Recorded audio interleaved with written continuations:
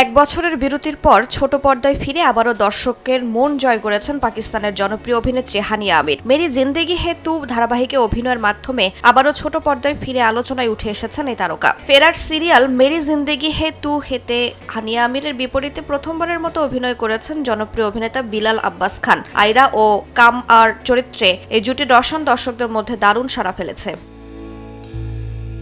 2025 সালে 7 November ARI ডিজিটালে প্রচার শুরু হয় মেরি জিন্দেগি হে তু। ইউটিউবে প্রতিটি পর্বই কোটির বেশি ভিউ পাচ্ছে। চলতি বছরের জানুয়ারির শুরুতেই সিরিয়ালটি 600 মিলিয়ন ভিউ অতিক্রম করে। সিরিয়ালটি নিয়ে আলোচনা ছড়িয়েছে পাকিস্তানের গণ্ডি পেরিয়ে বাংলাদেশ ও ভারতেও। প্রেম, বিশ্বাস, ভুল বোঝাবুঝি আর আবেগে টানাপোড়েনকে কেন্দ্র করে এগিয়েছে গল্প।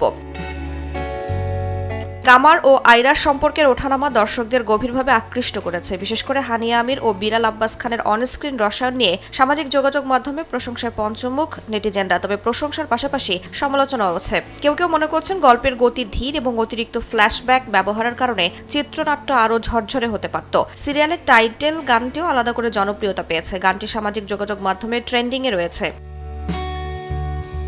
6 সিগমা প্লাসের প্রযোজনায় ধারাবাহিকটি নির্মাণ করেছেন মুসাদ্দিক মালিক। ছোট পর্দার পাশাপাশি বড় পর্দাতেও সক্রিয় হানিয়া আমির। গত বছরের মাঝামাঝিতে সর্দার G3 সিনেমার মাধ্যমে বলিউডে অভিষেক ঘটে তার। 2016 সালে জনান চলচ্চিত্র দিয়ে বড় পর্দায় যাত্রা শুরু করা হানিয়া এক দর্শকের ক্যারিয়ারে মেরে হামসফর, ফেরিটেল, দিলরুবা ও আনার মতো জনপ্রিয় ধারাবাহিকে অভিনয় করে নিজেকে পাকিস্তানের প্রথম সারির অভিনেত্রী হিসেবে প্রতিষ্ঠিত করেছেন।